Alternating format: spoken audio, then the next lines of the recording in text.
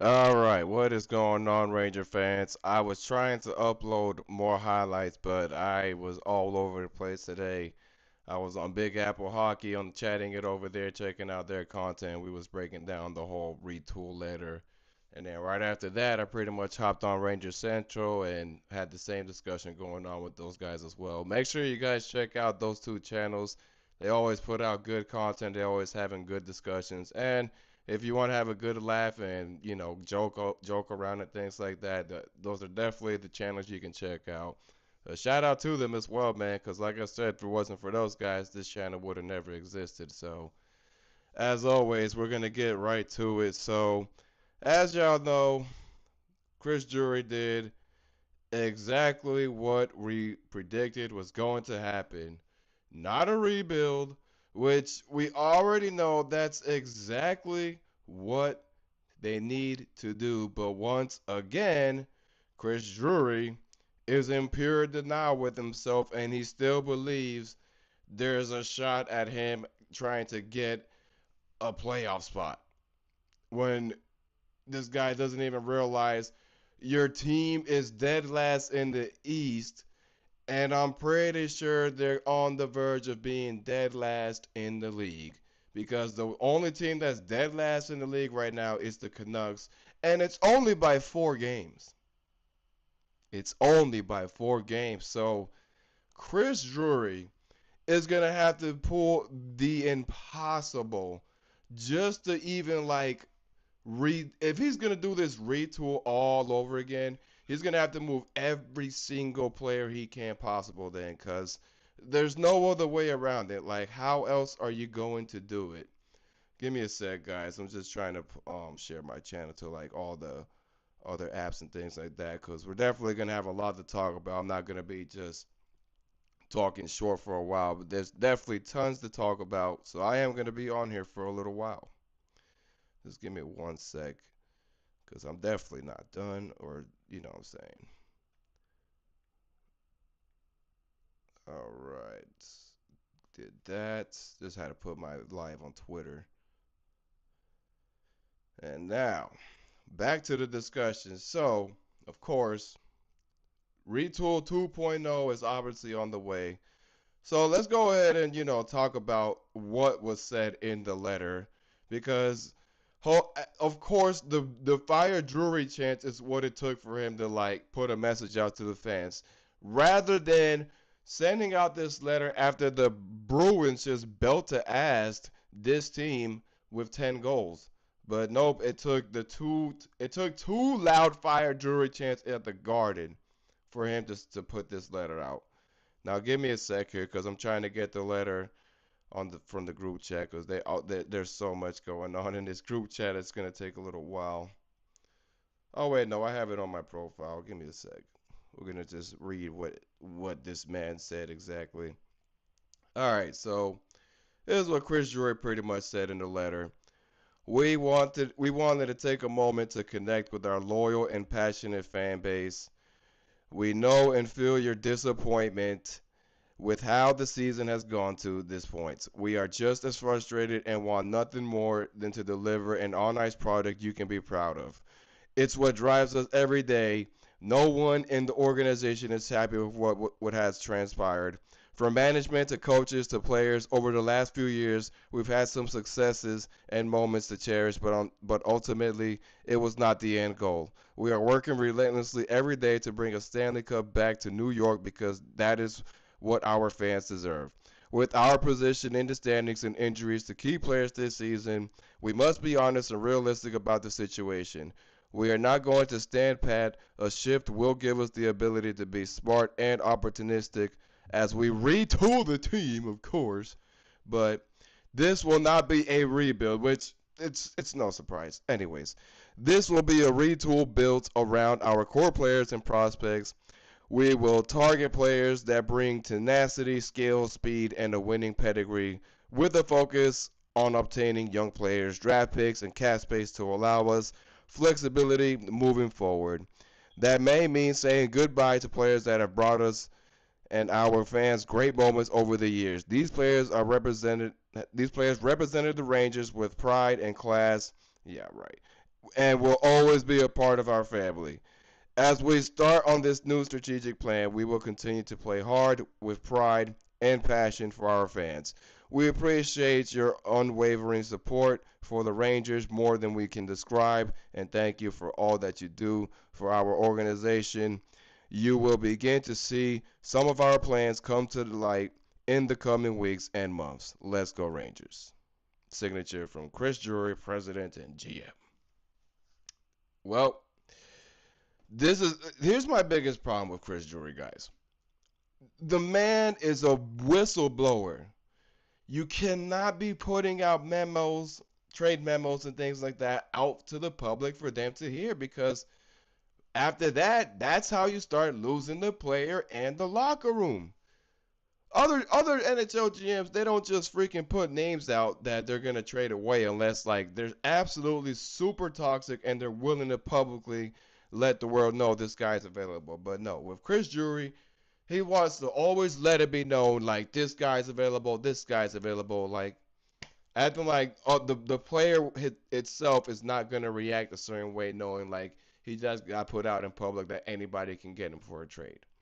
When if you're a smart NHL GM, you do those kind of things quietly. You have those kind of conversations very quietly. Notice how other teams, when they make trade moves happen, you don't know about it until it actually happens because they've been quiet about it the whole entire time.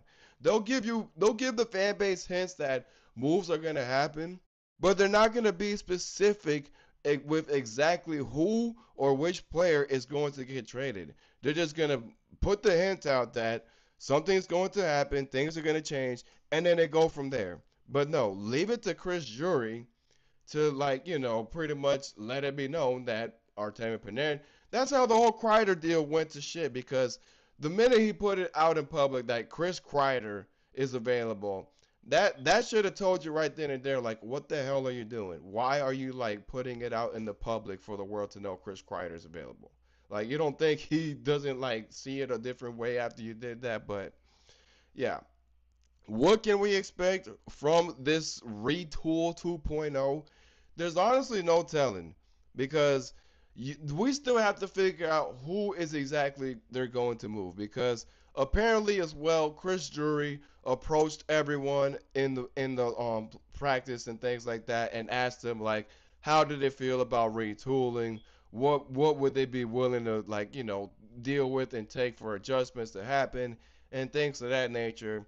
And apparently, Artemi Panarin and Chris Drury had a privately individual conversation, which I'm pretty sure it's about his whole contract situation and things like that.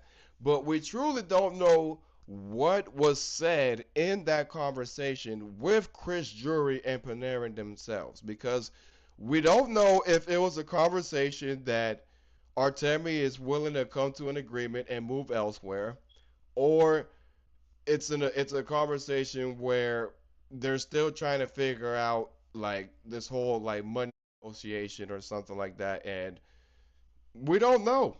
We truly don't know what was said between Chris Drury and Artemi Panarin. So that's the biggest like thing right there.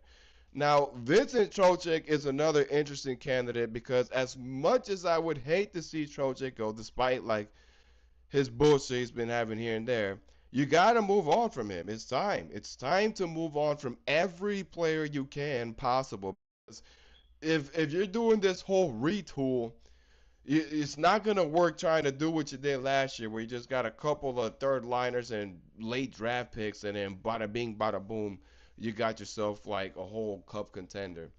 And I get it. I get why he did the whole JT Miller deal and things like that. But at the same time, it's just like not working out. That's all it is. Like, here's the crazy part: JT Miller has 26 points this season, and it's not even noticeable. That's a big problem when your captain has points and you don't even notice it. That's a big problem. But anywho, we don't. Like I said, I don't know what else is going to occur, but we do know that the retool is happening, but we have to figure out exactly what kind of trading deals this man is going to do.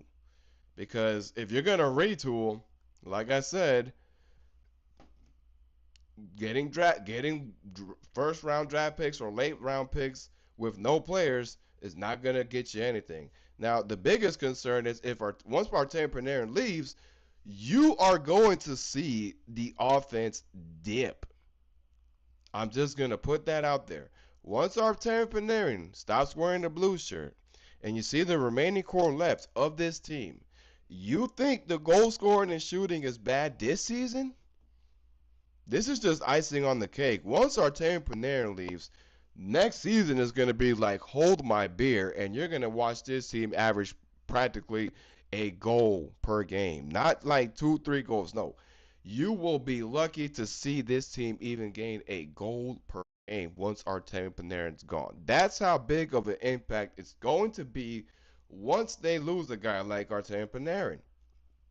And according to the Puck report from NHL News and things like that, they're saying that Artemi Panarin was not offered a contract extension, which was the obvious. We already know that.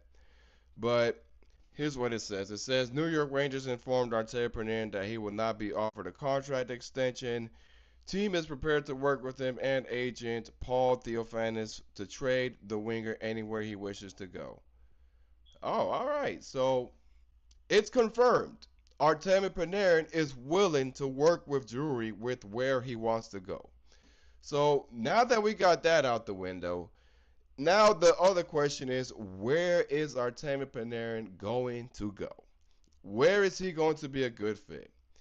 Because so far from what I'm seeing, they're trying to like go get Marco Casper out of Detroit, but it's like you're gonna really trade Artemi Panarin for a guy like Marco Casper?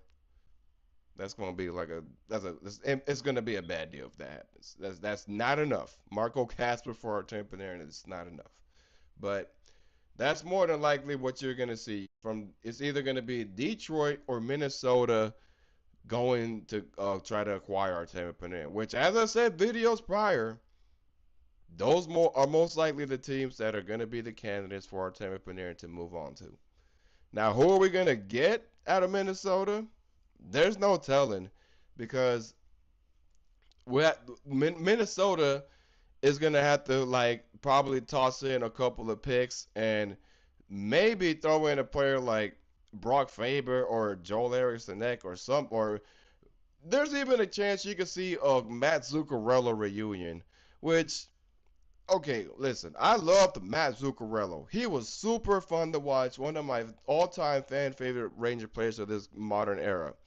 But he's kind of a bit too old to bring back the Lizard and think you're gonna get that 2010s version of Matt Zuccarello, which he's still doing good. He's still like contributing for the Minnesota Wild, but I just don't see that deal making any sense because like it's gonna be like a too little too late type of deal if you understand what I'm saying. Because look at JT Miller. This is the same guy that they drafted. They traded back for him, and it seems like, the deal's just not working out. So there's that. And then you also had Mika, freaking Miller, Trocheck, and Panarin. I guess they all had like a whole leadership team meeting, which I'm pretty sure is just another Barclay Goodrow barbecue 2.0 version of it. Who knows? But that was also happening as well. And then, you had Connor Mackey. He got called up by the Hartford Wolfpack. Carson Soucy will not be available for tomorrow's game due to personal reasons, which let's all hope for the best and send our condolences to Carson Soucy, and hopefully he gets back from the team because we don't know exactly what's going on. But let's just hope everything's okay with him as well because we all know personal matters with families are never any fun. So there's that as well. So yeah, we have a lot going on as of right now since Chris Drury sent out the 30,000th retool letter. Like I said, man, I just wish this team would just simply learn. This team just does not learn.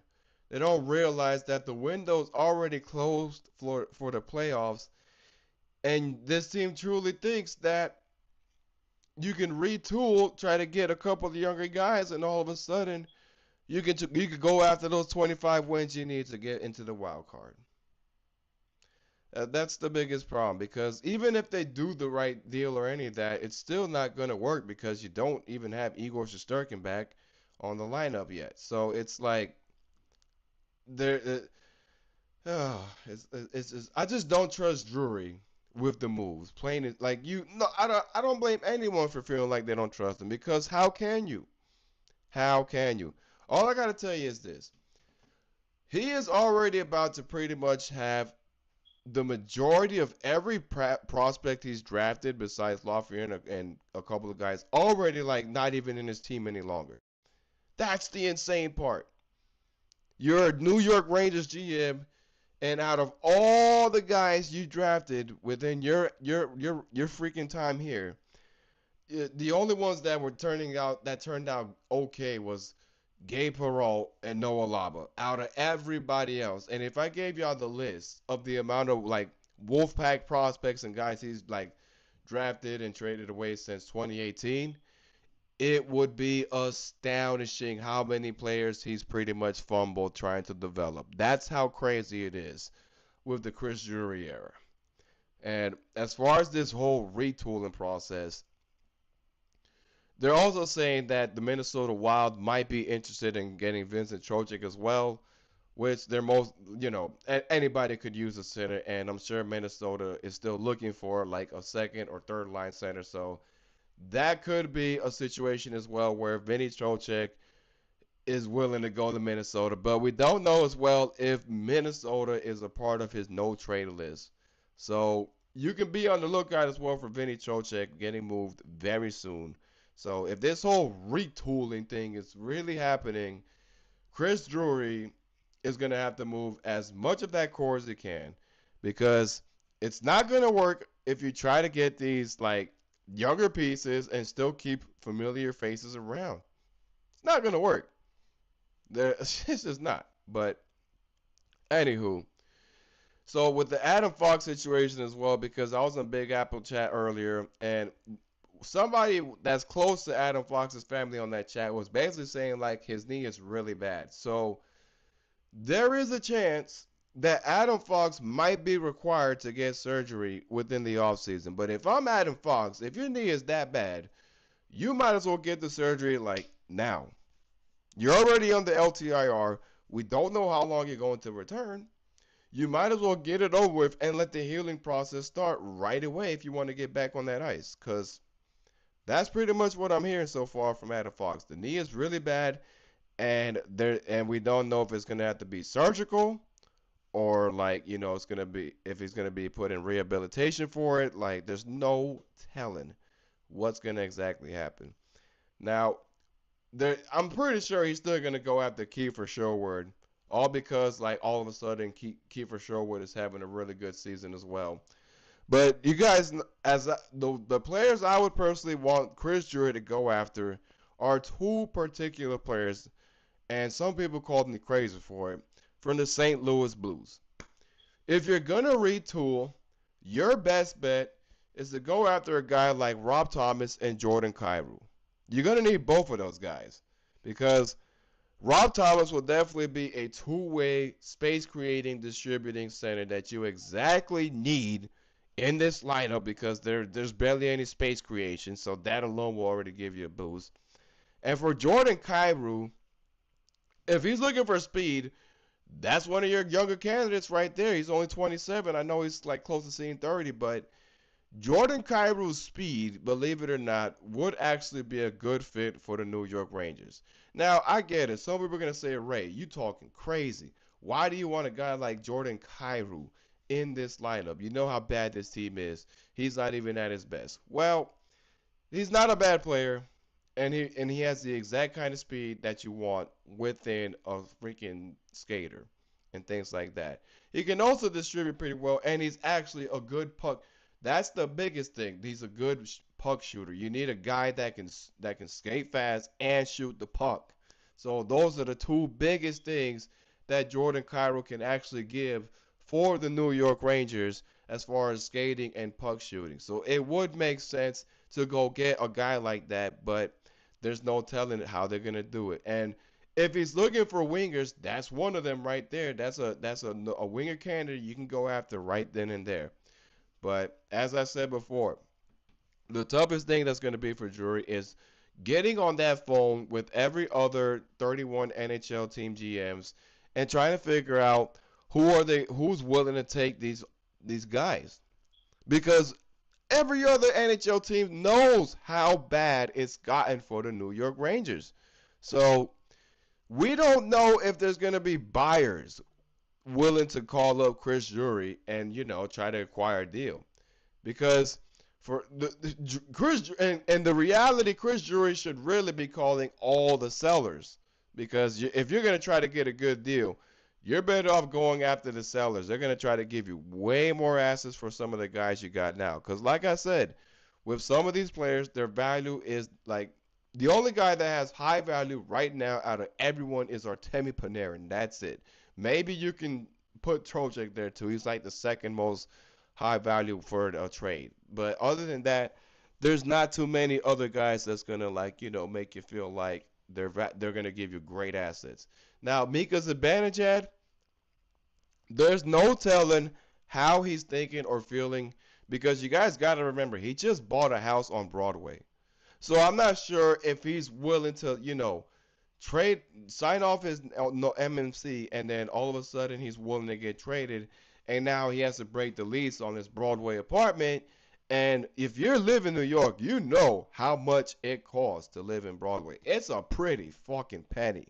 So I'm pretty sure if you got to pay off your superintendent to leave your apartment sooner than expected, I can't imagine how much it is to break the lease and try to get out of there fast. So that's another thing as well. You gotta, if Mika Zibanejad is willing to get moved, that's gonna be a very tough conversation to have for Chris Drury, because he already made it known that he's not going anywhere. He's gonna stick around till 2030, till his contract is up. Now, I got nothing against Mika. If you ask me, Mika Zibanejad was one of the best trades the New York Rangers did in this era. Absolutely. Like, I know he did horrible last year. I get that. But if you ask me how I personally feel about Mika as a player, definitely one of the best assets the New York Rangers have ever gotten as far as a trade. You know what I'm saying? And Artemi Panarin as well. That was one of the best free agent signings of all time as far as the modern era. Now, do I wish that they had got a cup out of it? Absolutely. Sure, duh. Any Ranger fan had wished that this core had gotten the job done. The problem was, you guys already know what happened. 2021, 2022, I believe. Yeah, no, yeah, they had the lead with Tampa, and then they blew that, and they quit on that round. And fast forward to 2023, you had a core that could have definitely gotten to the hump, but you once again you shot yourselves in the foot, got comfortable with the whole two series lead with the New Jersey Devils. Then next thing you know, they hit three in a row on your ass. You win game 6, but then they crush you in game 7. So it's like right then and there, when I'll tell you right now what happened in 2023. It was not Patrick Kane, and it was not Tarasenko. Out of your rabbit ass mind. Players who couldn't show up was Hedl. As much as I love Hedl, Hedl didn't show up. Mika didn't show up. Kako didn't show up. And even like Chris Kreider, he didn't particularly show up too much. So, of course, the familiar faces that they were trying to build and create, turn into great players, were the ones that pretty much quit on the team. And Patrick Kane had one hip. Still, that is damning. If a guy with one hip outplayed Mika Zibanejad, that's diabolical work. That truly is. Mika Zibanejad had both functional working hips, and he couldn't outplay a Patrick Kane. You had to let Patrick Kane do all the work. So, and people can sit there and talk crazy all they want about Kane. Listen, that is a Conn Smythe, 3-time Stanley Cup winning fucking guy. If that's not enough, I don't know what is. Vladimir Tarasenko as well. The man won a Stanley Cup with all odds defied. Nobody expected the Blues to do what they did in that postseason in 2019. So you brought in two guys that have been in the dance. One's been there 3 times, so he's very familiar with it, and the other guy had a dance that nobody expected to be invited to. So, and like I said, I give Drury props for 2023 because he went balls to the walls, swinging hard, and said, "I'm going all in with these guys. They're gonna get me to the promised land." Because that roster was constructed correctly. The problem was the guys that you originally have in your farming system and things like that. They're the ones that needed to show up in that series.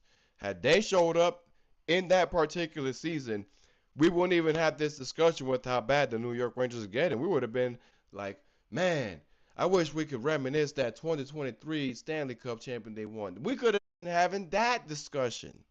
But like I said, the guys that you needed to show up didn't show up. And in 2024 as well, do we have to discuss what Barkov did to Mika Zibanejad in that Panthers series? Like, do we really have to take it there? Like, come on. Panthers outclassed, outplayed the Rangers, plain and simple. This is why when I saw that series about that, I was like, whew, this is gonna probably be the series that puts it all to an end. Because I would have definitely preferred the Boston Bruins. If they had won against the Bruins, then they would have had way more of a shot going to the Stanley Cup that year. But when you saw that they were facing the Panthers, and you know how physical and hot they were getting that year, you knew it was trouble. You already like what saved them was Igor Shesterkin and that Barclay Goodrow deflection, particularly in overtime. Other than that, it would have been a 5-game series, hands down, 100%. Would have been a 5-game, possibly a whole sweep, had they not gotten those 2 wins. So I will not sit here and say they didn't try. If they had won game 1 particularly and not get shutted out, that would have been the series changing turnaround for the New York Rangers in that particular series. They would have went to game 7 and that probably would have gotten them to where they needed to go. So I'm not gonna sit here and say they did not try. They tried. They at least got 2 ECF appearances out of this 2020 run. So it's not to say this team is so bunched like they didn't even get to the playoffs. No, they got to the playoffs. They just disappointed us. That's all it is. They had a disappointing playoff run, and they were almost there. They were there by a thread, but times have changed. So as of right now, as far as Chris Drury doing the retool, like I said, if you're gonna really do this retool, you better get assets that are like literally franchise changing players. If you expect this team to even sniff the wild card spot, because like I said, I truly don't know what Chris Drury is going to do. We'll have to wait and see, but hopefully he does a move that might have him forgiven for all we know, because you definitely owe it to the fans. You owe it to the fans. And Dolan as well. If this is your winning GM, prove it. Prove it. Prove it to me and everybody and every single diehard loyal Ranger fan that this is the guy that's going to get you to the promised land. Because as of right now, it looks like a whole entire delusion with the whole situation that Drury's creating. So we'll have to wait and see exactly what happens. I will look into more of what's going on around the league and things like that. But as far as from what I saw, that's what's been going on with the Rangers organization. And of course, everybody across the Twitter, league, and NHL, they're all talking about it Chris Drury put this letter out. So, oh guys, listen, it's been a headache dealing with this team. It truly has, because you know what? I couldn't even escape this abysmal from these guys. I tried to listen to Michael fucking K the other day. That's how you know it's gone bad. When Michael K A guy who only focuses on the Yankees baseball, who works for Yes Network, which I know he has a radio station for ESPN New York and things like that. So he talks about the Yankees, but he also has the other discussion with the Giants and Knicks and guys like that. But when you have a guy like Michael fucking K having to go on the radio and tell everyone that the New York Rangers are playing terrible hockey, my guy, not only did you lose the temple, but Dolan, now you're losing the civilization around you. You lost the temple. Now you're losing your outside civilization within your temple. That's like it can't get more badder than that. When a guy like Michael K has to let it be known that the Rangers are playing terrible hockey, my God, that's bad. A guy that focuses on Yankees baseball has got to let it be known that this team is not doing great. That's the story of the New York Rangers right now. But I will keep you guys updated for tomorrow's game as well. I just had to put this live up, let y'all know that Chris Drury pretty much put out a retool letter. Guys are available to get shipped out. The $1 million question is who is getting shipped out, because we know so far that Panarin and Trocheck are most likely candidates, but we don't know if they're trying to move other guys like Lafreniere, maybe move Schneider. Oh my God, I would love to see Braden Schneider go. That'd be awesome. Oh my goodness, but we'll have to wait and see. Because I'm sure Wolfpack prospects and guys that are playing down to Hartford are definitely up for grabs too. So we'll wait and see what Chris Drury does. For now, that is it for tonight. I truly appreciate y'all watching as always. And like I said, guys, make sure you check out Big Apple Hockey and Ranger Central. They're always showing support as well with me. So make sure y'all check them out, because like I said before, without them, this channel won't be here. But greatly appreciated to you all as always.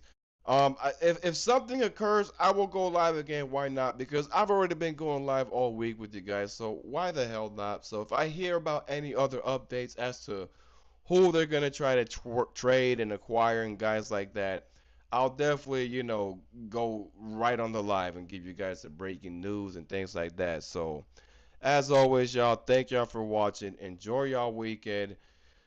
I will be there for the Flyers game. Let y'all know after how the game goes, but we'll have to wait and see what happens for this retool 10,000.0 that Drury is trying to create.